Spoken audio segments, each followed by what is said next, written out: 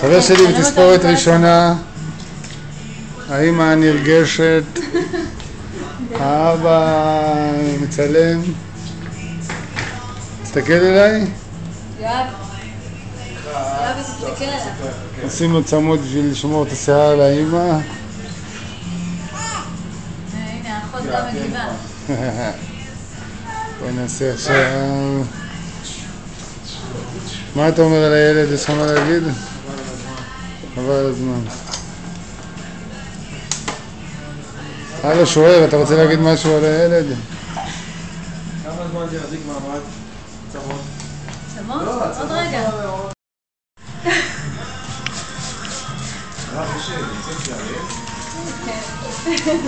אנחנו נעשה לו עכשיו את זה באמצע, אחרי עבודת עצמות. חבר שלי, יש לך משהו להגיד? יש לך קעקוע? שחקי כאן?